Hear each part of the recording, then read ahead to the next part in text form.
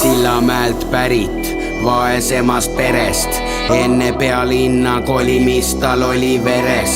Elus püsida, kui tingimused polnud kerged, panjadid juba varakult tal olid selged. Alakana liikus piljardibaaris, kasiinos või kurikuulsas spordisaalis. Tralivali pleisilt roti sinnalise maali ja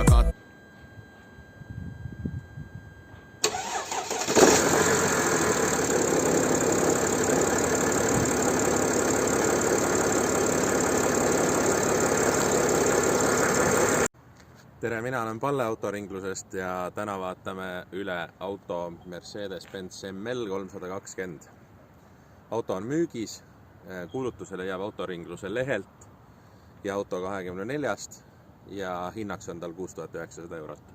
Ja mis ma oskan rääkida ML-i kohta, tegu on selgelt luksusmaasturiga, ehk siis suure, mugava, väga elegantse autoga.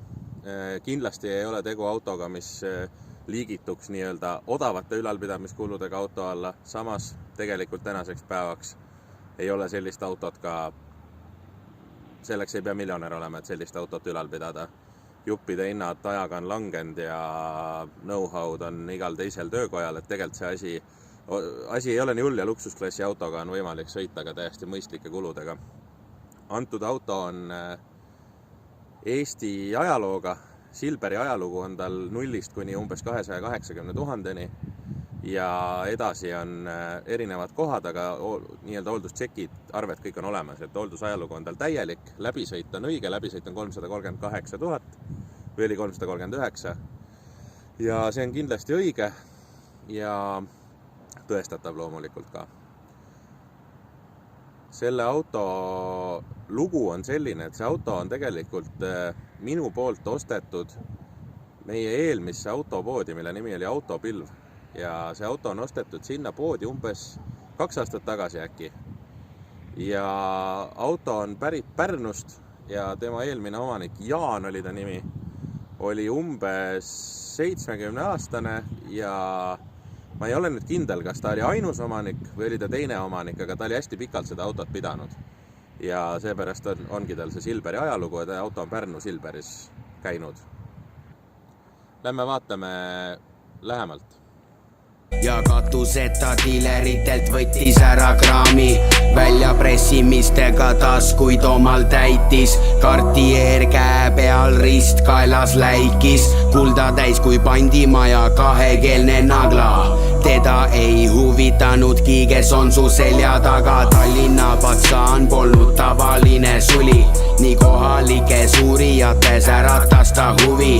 Venna põlemise lugu jõudis me kõrvu, temale vangla kodu, sulle kui põrgu. Karavaan liigub edasi, toidab naarikuid, vana kooli vend kannab tsooni keha maalinguid. Meriväljal oma maja Saaremaal on talu ja pooled kriminaalid annavad talle aru. Karavaan liigub edasi, toidab naarikuid, vana kooli vend kannab tsooni keha maalinguid. Meriväljal oma maja Saaremaal on talu ja pooled kriminaalid annavad talle aru. Muutunud on aeg, kuid pealik on sama.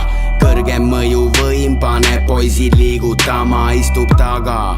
Armi näost autojuht on roolis ja relvastatud turvamehe G pargib hoovis. Boksisaal, kontor, hotellis ärilõuna, sõbrakene nelas alla mürgitatud õuna. Püssilasud kostusid metsa tagant kajana. Eesti riik mingi rott siin ei majanda. Pahad natšalnikud, Riigikogu liikmed, rahvusvaheliste nimede vahel ta liikleb. Turvakaalutlustel laetud on relv, naine pornostaari välimusega modell. Ülemuse staatus kõigile ei sobi, nii palgamõrtsukas oli valmis tõmbas tobi. Pooled sõbrad kirstus, kõigil oma mured, korduvalt on proovitud, kuid pealik ei sure. Karavaan liigub edasi, toidab naarikuid, vana kooli vend kannab tsooni keha maalinguid. Meriväljal oma maja Saaremaal on talu ja pooled kriminaalid kuid annavad talle aru. Veermiku kolksu ka. Veermiku kolksu pole. Oleme oma proovisõidu tee peal jälle. Täielik vaikus. Sellega saab siin kiiremini ka sõita. Uksed läksid just ise lukku, väga hea. Panem turvavööga peal, oleme viisakad. Me lähme kohe parklast või nii-öelda tühermaalt välja. Kett peab ikka peal olema. Mis boonused siis selle auto ostuga kaasa tulevad? Julgen arvata, et kõrgendatud naiste tähelepanu tõenäoliselt. Rohkem sõbrannasid ja girlfriende. Sõprade suurenenud respekt kindlasti. Siis kindlasti hakatakse sind rohkem kutsuma, et kuule, ole hea, kas sa saad mind ära viia või mulle sinna järgi tulla, sest sellega on ülimugav sõita, tõsiselt ka. Oluline asi, see on tavavedrustusega, tal ei ole õhkvedrustust ja õhkpatju. See on üks väga nii-öelda hinnatud asi nende autode juures, et saaks ta ilma õhkvedrustuseta, sest õhkvedrustuse süsteemi remont on suhteliselt kallis ja õhkvedrustused üldiselt kipuvad katki minema. Et sellel seda ei ole.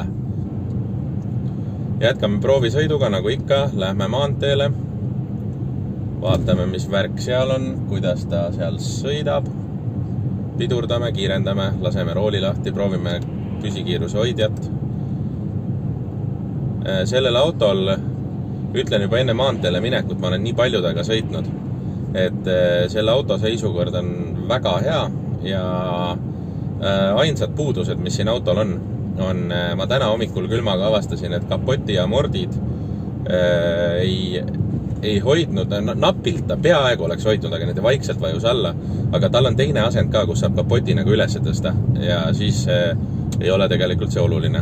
Ja tal on üks konkreetne viga, mis on küljes, ma lihtsalt ei ole sellega viitsinud tegeleda, kuna see on automaatkastiga auto ja selle arvelt ma olen nõus seda autot ka odavamalt müüma veidi.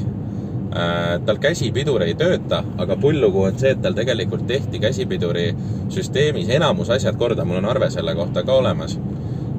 Ja jäi, see on eelmise omaniku info nii-öelda, jäi tegemata mingi asi, mingit juppi ei olnud koha peal, kas oli tross puudu või oli mingisugune klotsid puudu, et ühesõnaga jäi puudu mingisugune üks detail ja sellepärast ei saanud käsipidurit tööle. Seega see töö tuleks tegelikult ära lõpetada. Käsipidur on, jah, teda vaja ei ole automaatkastiga autol üldiselt, aga teda nõutakse ülevaatusel ja sellel autol on varsti ülevaatusele vaja minna. Nii, hakkame vaatama salongis kõike, mida saab. Paneme kõigepealt kõik uksed läksid lukku, ma tean seda korduvalt proovinud. Kõik uksed tulid lahti. Nii, paneme auto käima.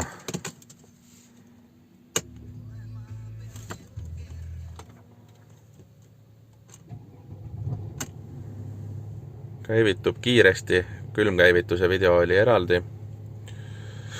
Vaatame siis läbi. Nii, mis ma siin teinud olen? Ma olen sellel autol teinud siukse asja, et ma vahetasin ära selle kliimanuppude paneeli. See on neil nii-öelda tüüpviga, need nupud kipuvad mitte töötama. Et see on vahetatud, need nupud mõlemad töötavad ilusti, ma võin näidata ka. Istmesoendused mõlemal pool töötavad, paneme need sisse. Raadio. Siin kõik toimib. Nii, mis meil siin on? Roolinupud nii-öelda. Mingit piduri tuleb, Pirni näitas mulle ka täna enne vilksatas korra, kuigi ma vahetasin ühe poole ära, aga vaatan selle teise poole ka üle. Nii, vaatame siis siit poolt peeglid.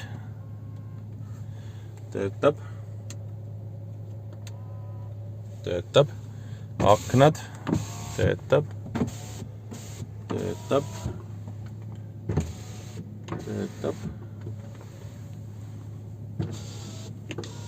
Aknad kõik toimivad. Siin on meil püsikiiruse hoidja, seda lähme proovime maanteel. Kojamehed, ka mõistlik asi, mida vaadata iseenesest. Töötab. Tagumine töötab. Kojamehed on nagu elementaarne, et nad töötavad, aga tegelikult sellisel luksklassi autol võib näiteks kojameeste mootori vahetus päris kallis olla. nii, laetuled, see on kõik standard. Mersul on väga laetuled, nad ei paista üldse silma, kui sa paned nii-öelda need äärmised. Et nad valgustavad ette ja siit siis läheb kõik korraga. Nii, siin on mingisuguseid laekaid, mida neid mul ei ole mõtet näppida. Uksed lukku, uksed lahti. Toimib. Kui nagu iluvigu veel otsida, siis siin on liistu peal mingid täkked salongis ja tal on käetoe peal on ka mingisugused mõrad. Kui see kedagi väga häirib, siis ma võin anda autoga kaasa kontakti, kes need korda teeb väga ilusti ja ilmselt ka suht soodsalt, ma arvan, et mingi 40 eurot äkki või midagi sellist. Seda ma võin ka öelda, et miks ma selle auto müügiga alguses ei kiirustanud ja ausalt öeldes ei kiirusta ka praegu absoluutselt, on see, et mulle jõhkralt meeldib taga endale sõita ja ma sõidan taga üsna palju, et kui ma oma nii-öelda autodest valin, et millega ma liiklen, siis ma tavaliselt valin selle Mersu. Ja ma olen teda proovinud mitte ainult Tartu linnas, vaid ma olen Hiiumaal käinud ja muidu ka palju ringi sõitnud, et mingeid üllatusi ei ole kaasnenud. Eelmisel omanikul oli selline üllatus, et tal läks generaator Soomes, lõpetas töö. See generaator on vahetatud ja see mure on unustatud. Mis on veel väga oluline selle auto puhul, on käigukasti turbiin on tal vahetatud. See on nii-öelda üks põhimuresid, kui sa sellist ML-i ostad, on üldiselt õhkvedrustus ja automaatkast. Need kaks asja on nagu niisugused, mida kõige rohkem kardetakse, mille pärast tihti ostmata jäetakse, kui nende asjadega midagi viga on. Et sellel õnneks siis on nagu ma ütlesin, on tavavedrustus, ei ole õhkvedrustust.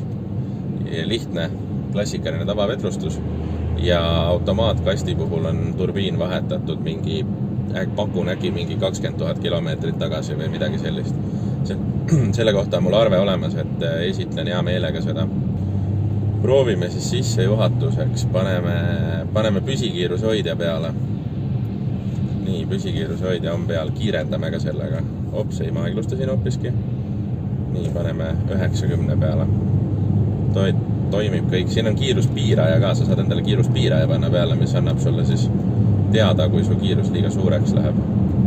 Endiselt auto kiirendab veel, nii, nüüd on 90, teised hakkavad ette jääma. Teeme pidurduse. Käed lahti ja pidurdame. Ei olnud mingit kiskumist pidurdamisel. Teeme ühe pidurduse veel, mul on praegu selleks võimalus. Nii, teeme pidurduse. Käed lahti rooli pealt. Täiesti otse, mitte kuhugi ei kisu, mitte grammigi. On ikka veel käed lahti. Okei, nüüd ma võtan selle pärast, et tee on ka veits kaldus. Ja sõidame lihtsalt korra, vaatame, kuidas ta. Ja ülivaikne on siin autos.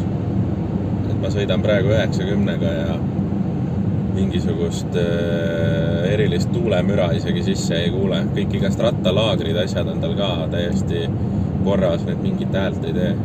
Väga mõnus on. Praegu, kui keegi teine veel autos oleks, siis karjuma absoluutselt ei peaks, et taga rääkida. Oluline asi veel, mida ma enne ei maininud, miks ma tegin ka külmkäivitusest video. Selle mootori puhul kardetakse ka, et mootori kett mingi hetk venib ja hakkab häält tegema, et selleks ma selle video tegin, et talle ei tee. Absoluutselt mitte. Ei ole mingit keti vahetamist lähiajal paista ja muud asjad ma olen juba maininud, mis selle auto nii-öelda nõrgad kohad on ja sellel autol neid ei ole. Selles mõttes, et need tüüpvead sellel konkreetsel autol ei esine. Ja kordan siis üle, selle auto nii-öelda tüüpvead on mootorikett, mis sellel autol häält ei tee, ma tegin enne külmkäivitusest video, siis õhkvedrustus, mis sellel autol ei ole õhkvedrustus, tavavedrustus ja nii-öelda automaatkast. Ma ei ütle, et see otseselt nagu tüüpviga on, aga seda kardetakse lihtsalt, et tal on midagi viga. Et kasti osas ka, siin on vahetatud turbiin, kõik käiguvahetused nii üles kui alla on väga mõnusad pehmed, mingisuguseid jõnksatusi ta ei tee.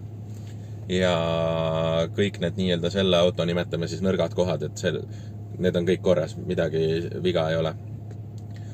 Muudest asjadest veermik on tal täiesti vaikne, rooli hoiab otse, midagi kuskil ei kisu, värise, ei unda, käivitub soojalt ja külmalt väga kiiresti, nagu reaalselt sekundiga või vähem isegi. Ja kõik nupud, mis siin on, kõik töötavad, pagasiluuk avaneb, sulgub, 2 originaalvõtit, pulti nii-öelda siis nimetame, need on olemas, tulevad kaasa. 2 treffid, mõlemad üsna korralikud, naastud on juba all, ma ei mäleta tootjat, vahet ei ole, Goodyear või Michelin, üks 2 minu arust oli, ja suvereffid on taga, need tulevad ka kaasa, need on ostetud 2020 suvel. Nii, mul on nüüd käes hooldusraamat ja vaatame, mida me siit leiame. Auto on Eestis, seda ma tean peast, auto on Eestist uuena ostetud 2006 ja hooldusraamat on meil 2007 alates hakkavad siin templid jooksma ja Silber Auto Pärnu esindus on esimesed hooldused.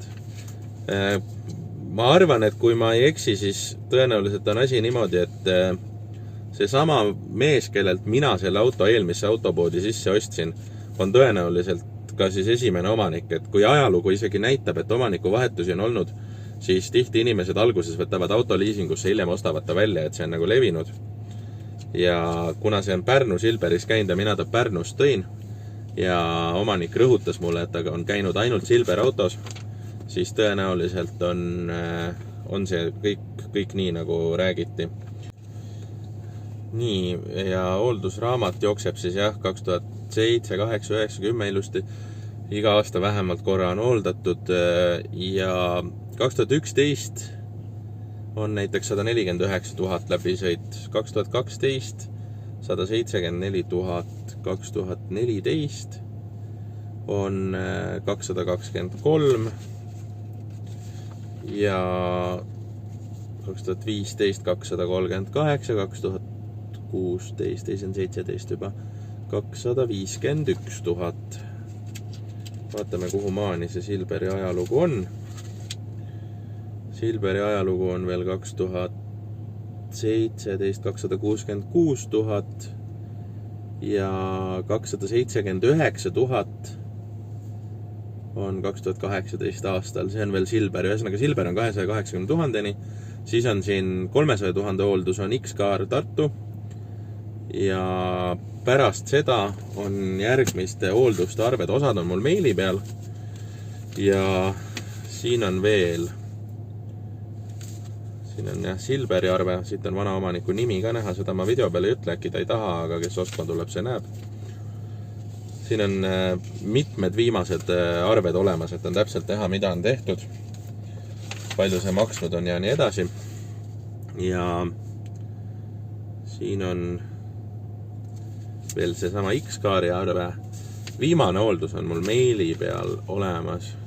Teen parklas veel mõned järsemad pöörded, nagu ma tavaliselt teen, et ei ole kuulda mingisuguseid pooltelje naksusid või raksusid või midagi sellist. Need oleks kindlasti juba kuulda. Ma tänan, et vaatasid mu järjekordset videot ja mul on veel üks palve. Kui sulle meeldivad mu videod, siis palun pane mu kanalile subscribe ja videole like. Järgmisel korral tulevad need videod sulle automaatselt sel juhul ette. Ciao!